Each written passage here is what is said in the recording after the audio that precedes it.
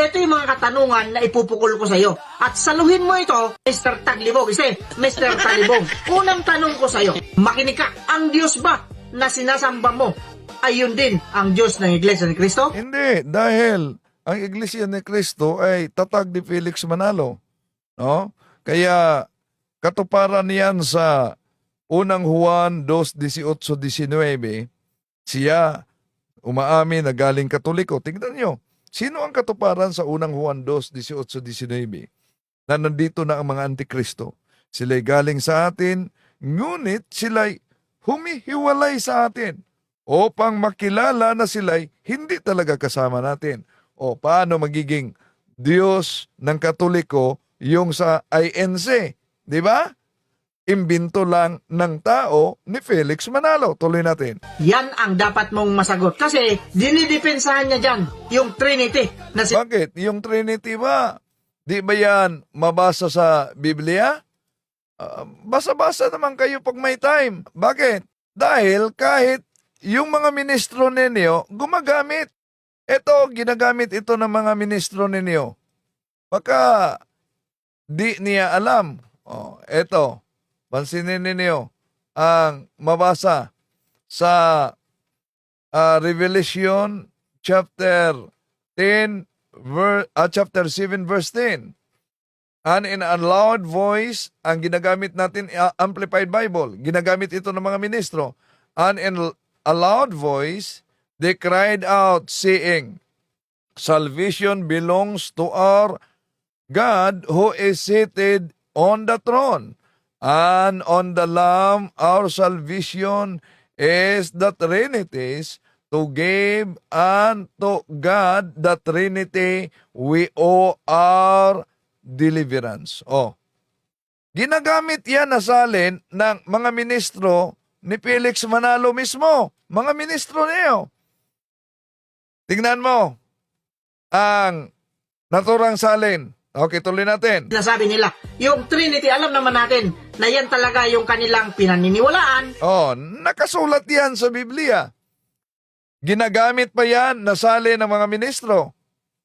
Na Diyos Ama, Diyos Anak, Diyos Espiritu Santo. Pero pag tinanong mo sila kung ilan ang Diyos nila, isa lang. Pero ang tanong ko sa inyo, ilang beses kong binanggit yung salitang Diyos. Ulitin ko, Diyos Ama, Diyos Ama, isang persona. Anak, at Diyos Anak, isang persona. Diyos Espiritu Santo. Diyos Espiritu Santo, isang persona. Ilang beses kong binanggit yung salitang Diyos? Ilang bisis daw binanggit? Binanggit mo sa 3 bisis dahil binanggit mo ang 3 persona sa iisang Diyos. At kung tingnan natin ang mabasa, ginagamit din ito ng mga ministro mo. Research naman pag may time. 1 John chapter 5 verse 7. And there are 3 who gave testimony in heaven, the Father, the Word, and the Holy Ghost, and these 3 are one. Napansin ba? These 3 are one. Hindi sinabi, and these 3 are 3. So, ngayon, itong 3 na binanggit mo na may sinabi sa unang Juan 5:7 at itong 3 ay iisa. Saan sila nagkaisa? Tuloy natin. Pero anong sagot nila? Isa lang yung Diyos namin. Yes.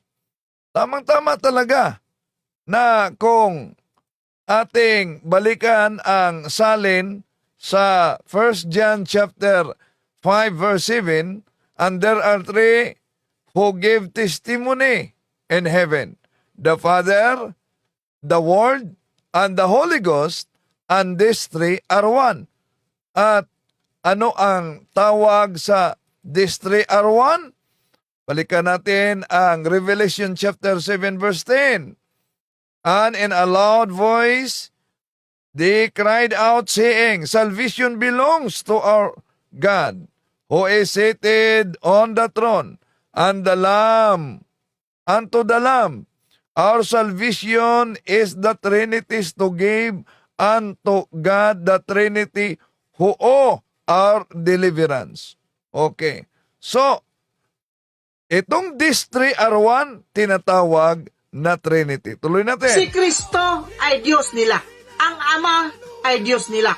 Ang Espiritu Santo, Diyos din nila. 1 plus 1 plus 1. Ilan yan, Mr. Talibog? Kung 1 plus 1 plus 1, ang binanggit mo dyan ay ang Ama, Anak at Espiritu Santo. Yun ang sinabi sa 1 John chapter 5. Balikan natin, verse 7. May tatlong personang binanggit dito.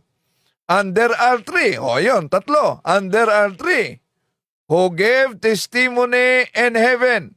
The Father, the Word, and the Holy Ghost. And these three are one. So ngayon, itong tatlo ay iisa. Saan sila nagkaisa?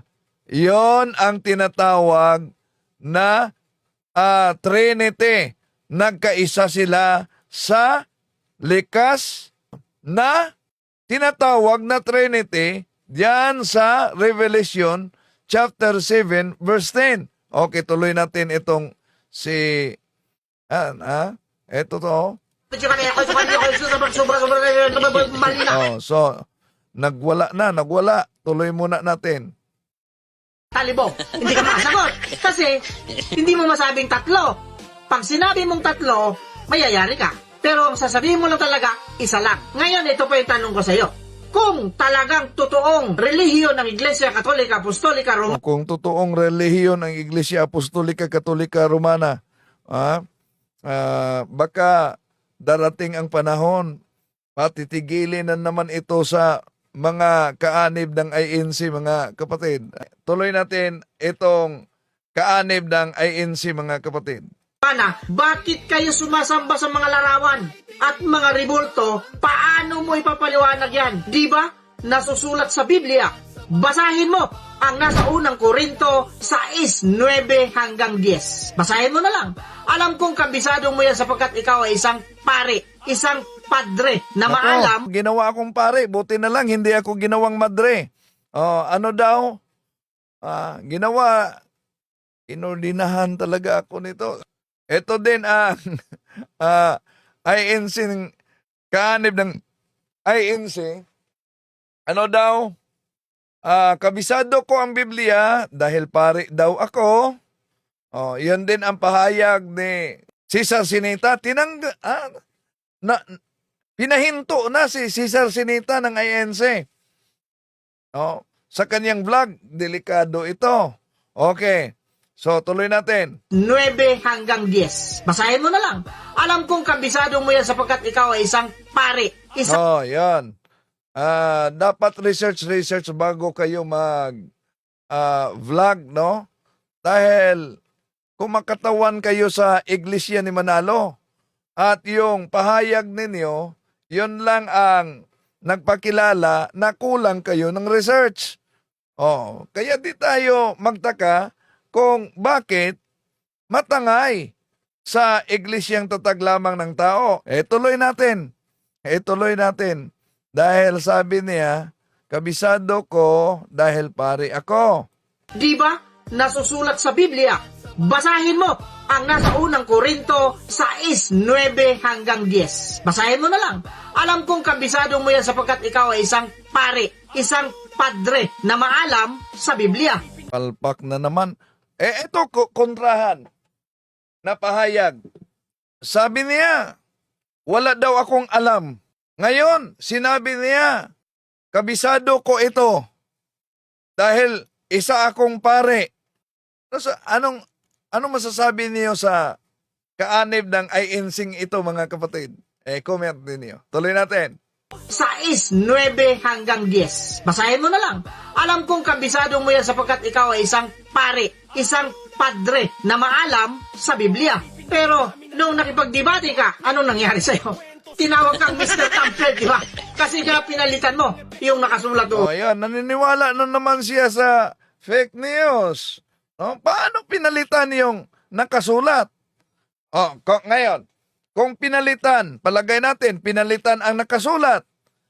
Ibig sabihin, walang nakasulat na Katoliko sa Biblia. Kung walang nakasulat na Katoliko sa Biblia, ang tanong, saan galing itong pahayag ng mga kasama mo sa INC?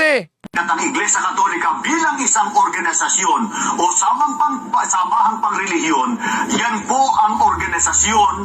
Pagka sinusi pabalik, yan ang dating Iglesia ni Kristo. Yon. Ang Iglesia Katolika, yon ang dating Iglesia ni Kristo. Tuloy natin itong kaanib ng INC. Sa Biblia. Paano may papaliwanag ngayon yan? Ngayon, eto pa yung tanong ko sa iyo, Mr. Taglibong. At bakit nung nagtayo ng iglesia ang Panginoong Hesukristo, bakit hindi nyo ito sinunod? Bagkos gumawa kayo ng iglesia Katolika, Apostolika, Romana o mas kilala sa tawag na Katoliko. Saan na napunta yung iglesia na Yan. Research naman pag may time. Catechism of the Catholic Church, 811. This is the only Church of Christ. Nasa Catechism of the Catholic Church, ito ang nag-iisang iglesia ni Kristo. Holy Catholic Apostolic Roman Church. At ano ang sabi ng mga kasama niyang INC? Na itong simbahang Katoliko ay ang unang iglesia ni Kristo. Kung ang simbahang Katoliko ay unang iglesia ni Kristo, saan galing at saan kinuha nila yon? Mismo ang mga taga-INC ang nagkumpirma, kaugnay diyan. At ang Iglesia Katolika bilang isang organisasyon o samahang pangrelihiyon, yan po ang organisasyon. Pagka sinusi pabalik, yan ang dating Iglesia ni Kristo. Paano ninyo tutulan ito? Na ang Iglesia Katolika, yun po ang dating Iglesia ni Kristo. Ngayon, kung ang salitang Iglesia Katolika ay di nabasa sa Biblia, ang tanong, saan kinuha ng mga ministro ninyo at yung nakasulat sa Pasugo Magazine na ang Iglesia Katolika ay siyang unang Iglesia ni Kristo? Saan yon sa Biblia? Kung walang version na Biblia na mabasa ang salitang Katoliko, di ba? Isip-isip naman pag may time. Tuloy natin mga kapatid. tinayo ni Kristo? Mr. Talibong, mukhang patagal kang sumagot kasi nga nabubuking ka na. Pero pinipilit mo pa din na kayo ang totoong iglesia ni Kristo. Paano nangyari yon? Paano nangyari yon? I-question mo ba yung kasama mo? At ang Iglesia Katolika bilang isang organisasyon o samahang pangrelihiyon, yan po ang organisasyon. Pagka sinusi pabalik, yan ang dating Iglesia ni Kristo. Talaga pong ang Iglesia Katolika Apostolika Romana, talaga pong sa pasimula, yan ang Iglesia ni Kristo. Mga kasama mo yan sa INC. Pangalan pa lang, wala na kayo. Nasaan doon yung iglesia ni Kristo na itinayo niya noong unang siglo? Bakit kayo naging Iglesia Katolika Apostolika Romana? At sa totoo lang, ang simbahan ninyo, para malaman lang na Katoliko yan, krus ang nilalagay ninyo dyan. Ayun, sa inyo. Yung matulis na inilagay sa INC, saan na mabasa sa Biblia, buti na lang yung cross. Unang Korinto 1:18, na ang cross ay kapangyarihan ng Diyos para sa mga naligtas.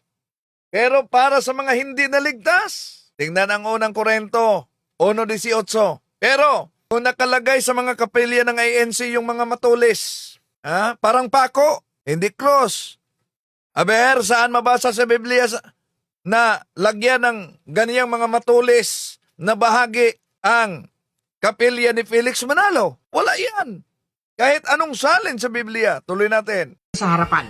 Pero walang pangalan na Iglesia Katolika Apostolika Romana. Tama ba ako, Mr. Taglibong? Mr. Talibong, dyan pa lang, panalo na kami. O kung ang pangalan ang batayan para panalo, hindi lang kayo ang nagdala sa pangalang Iglesia ni Kristo. Meron pang nauna sa inyo. Meron pang una pang nagdala ng Iglesia ni Kristo Tagalog version. Una pa ni Felix Manalo. Merong mga English na Church of Christ. Hindi batayan dahil nakapangalan na Iglesia ni Kristo ay kay Kristo na. Dahil malinaw kahit sa Pasugo Magazine ninyo, sinabing, ano daw ang batayan na walang kaugnayan kay Kristo ang isang iglesia? Yon ay nakarehistro sa Securities and Exchange Commission. Tuloy natin. Kaya kayong mga kakababayan, huwag kayong pauto. May mga kapatid kasi na nadadaya sa mga ganitong paniniwala. Oh, yan. Totoo na may mga nadadaya sa ganyang paniniwala. Sa mga ganitong paliwanag. Kasi kung magsalita ito si Mr. Salibong, nabubulol ako eh. Oh, so nabubulol na siya. Mr. Talibong, talagang kung titignan mo siya, inosente.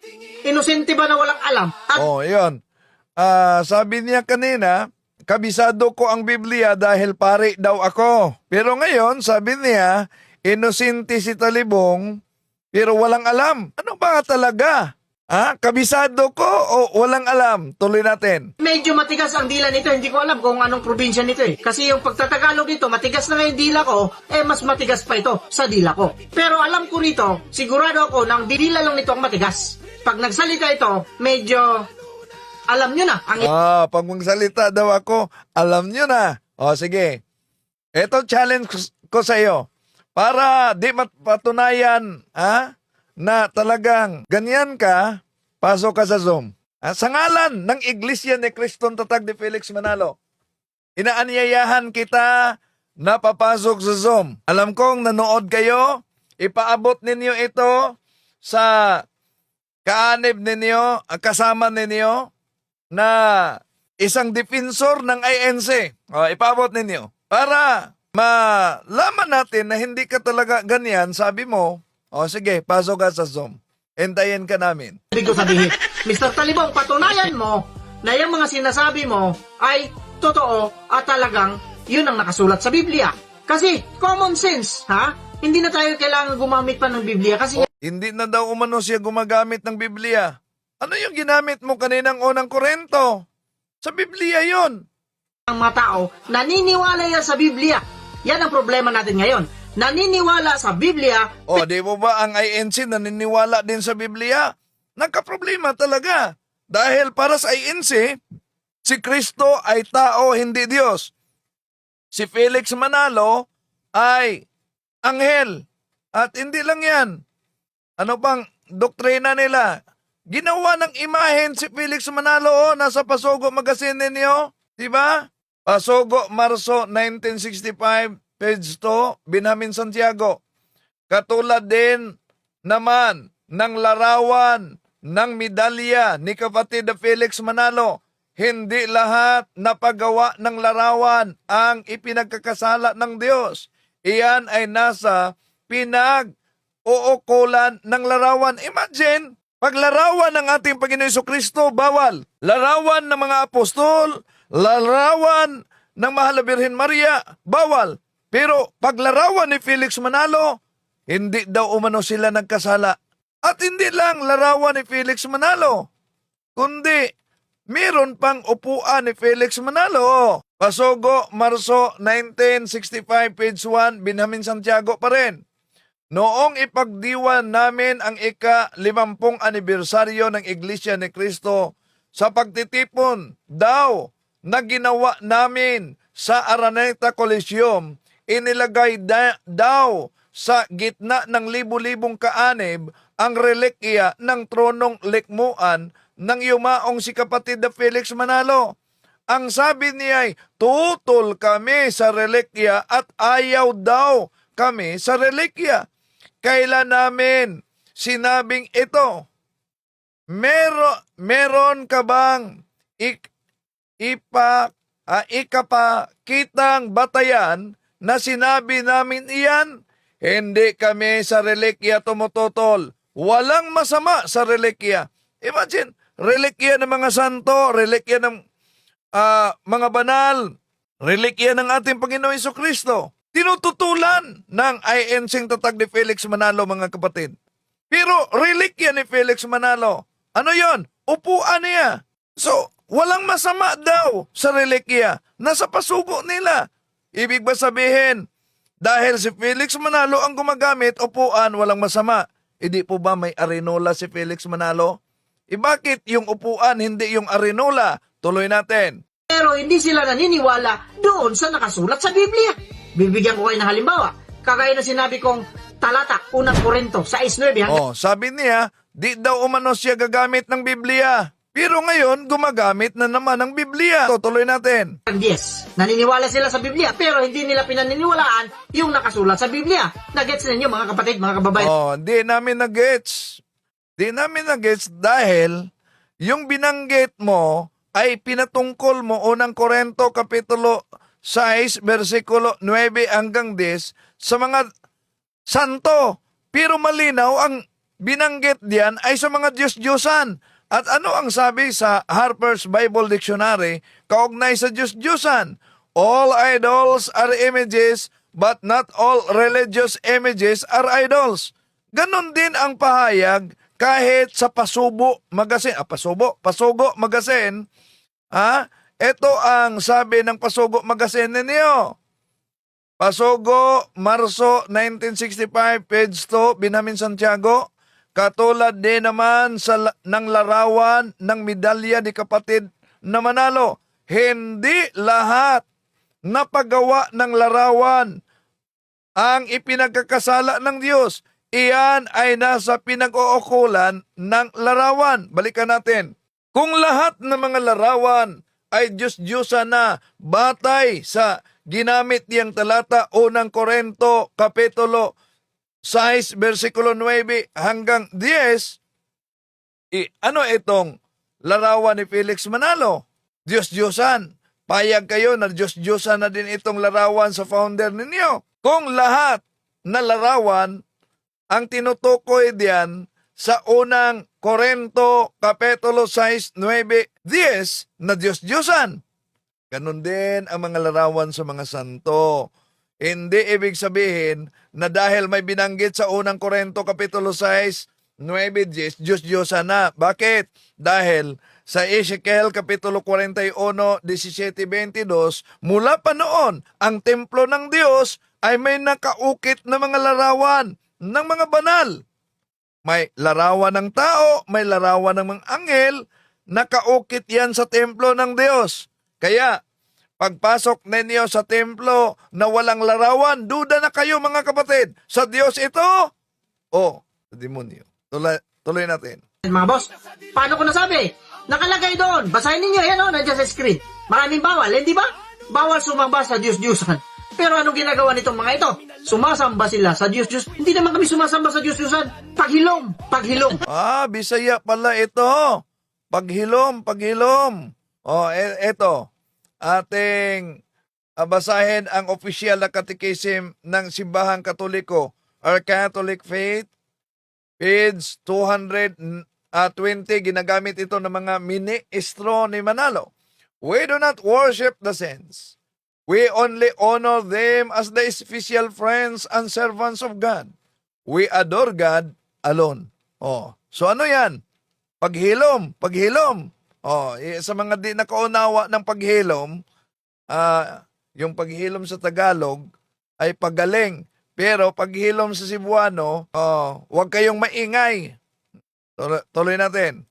Niloloko ninyo mga sarili ninyo. Sasabihin ninyo hindi kayo sumasamba sa Diyos-Diyosan. Galing din ako dyan. Ayan. Kung galing ka sa Simbahang Katoliko, saan mabasa sa katisismo ng Simbahang Katoliko na mga santo ay Diyos-Diyosan? Bakit daw siya natangay sa iglesyang tatag ni Felix Manalo? Bakit siya natangay? Lumuluhod ako hanggang sumakit na yung tuhod ko. Lumuluhod siya hanggang sumakit ang tuhod niya. Di mo ba ang mga ministro ni Felix Manalo lumuluhod din sa harap ni Eduardo Manalo? So kung ang pagluhod ay pagsamba, ibig ba sabihin si Eduardo Manalo sinamba ng mga ministro ninyo? Okay, tuloy natin. May naipakita na tayo sa pagluhod nila sa harap ni Manalo. Tuloy natin. Papaluha pa ako kasi iniisip ko noon, yung Kristo na sinasamba ninyo dyan, nagpakahirap sa krus dahil sa kasalanan ko. Yun ang hindi ba totoo na ang ating Panginoon Jesucristo ay naipako para maligtas tayo? Di ba palaging ginagamit ng mga ministro ni Felix Manalo ang Gawa Kapitulo 20, versikulo 28 at iyon pang paborito nilang salin ang kay George Lamsa. Diba? Dahil binili daw umano sila sa banal na dugo ng ating Panginoon Kristo. O, kung hindi na ipako ang ating Panginoon Kristo, paano kayo nabili sa banal na dugo? Pero, hindi yan tumutukoy sa Iglesyang Tatag ni Felix Manalo. Sa ibang salin, mga obispo yan. Walang iba kundi sa simbahang Katoliko. Bakit sa simbahang Katoliko? Mga kasama ninyo mismo ang nagsabi. At ang Iglesia Katolika bilang isang organisasyon o samahang pangrelihiyon, yan po ang organisasyon.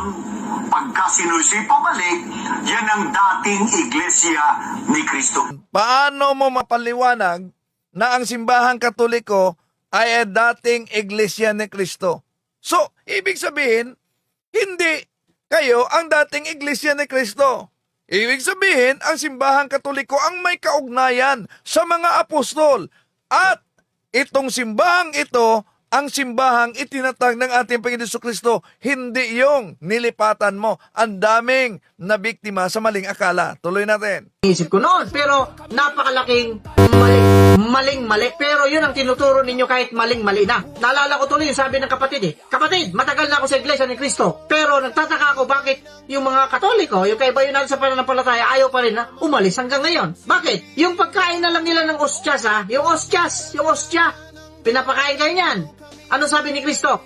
Kumain tayo ng sabay-sabay. Sige. Saan mabasa sa Biblia kumain kayo ng sabay-sabay? Saan? Paano ba magpakain ang mga pare? Hindi ba sinusubuan nila? Isa-isa, hindi sabay-sabay. Paano magkasabay-sabay yun? Saan mabasa ang sinabing sabay-sabay kung gusto nyo letra por letra? Anong salin na sinabi ng ating Panginoong Hesus, kumain kayo ng sabay-sabay? Tuloy natin. Pila. Hindi po ba? Tama ba ako? Ano sabi ni Kristo? Uminom tayo ng sabay-sabay. Asan? Asan na salin na sinabing uminom tayo sabay-sabay? Yung binanggit mo. Lang ba ang umiinom? Dahil kung tingnan natin kahit sa Biblia mga kapatid, no? Napakalinaw naman ang mabasa natin sa banal na kasulatan. Bakit ang Katoliko ay ostiya o mano? Dahil napakalinaw ang sinabi sa ating Panginoong Hesukristo. O kung tingnan natin ang sabi ni San Pablo, unang Korinto Kapitulo 11, versikulo 27. So, then whoever eats the bread or drinks, ibig sabihin, ginamit yung or drinks the cup of the Lord in an unworthy manner will be guilty of sinning against the body and blood of the Lord.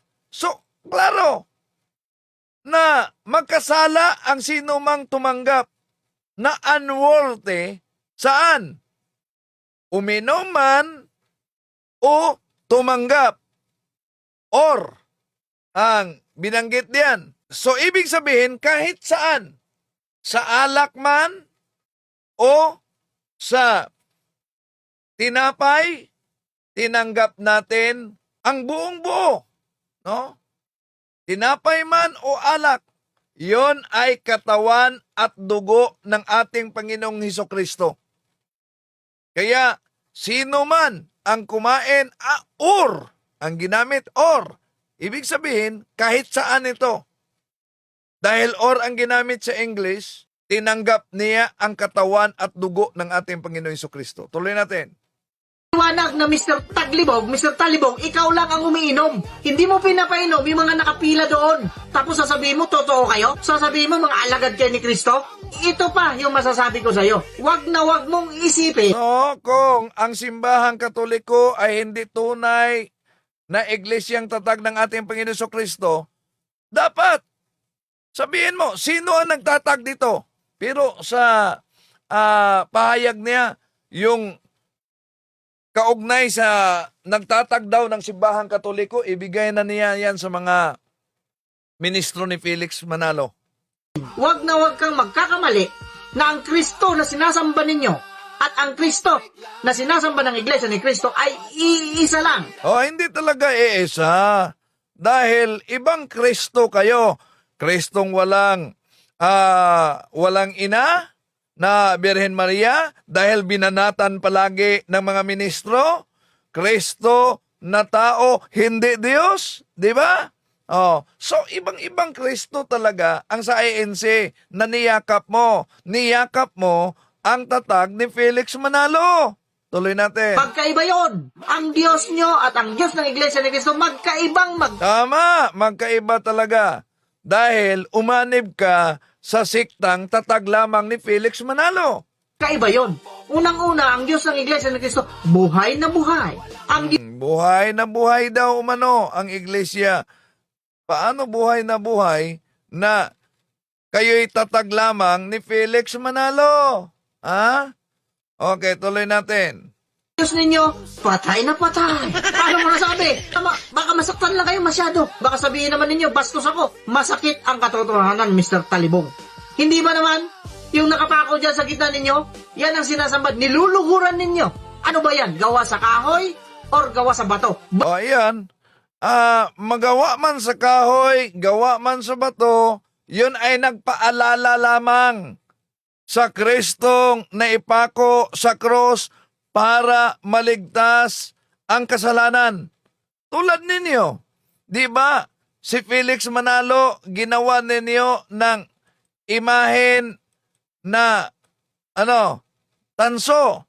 Hindi lang imahen tanso, may medalya pa. Medalyang tanso si Felix Manalo. So ngayon, kung binanatan ninyo ang larawan ng simbahang Katoliko dahil ginawa sa bato o anuman, si Felix Manalo. Sangayon ka ba na Diyos-Diyosan din si Felix Manalo? Hope na makapasok ka sa Zoom natin para tatalakayin natin ang gusto mong tatalakayin at inanyayahan ka namin na makapasok at sana hindi ka manginginig sa takot na pumasok. Dahil kung talagang nagdipinsa ka sa iglesia ni Felix Manalo, sige, pasok ka. Huwag kang matakot. Hihintayin ka namin.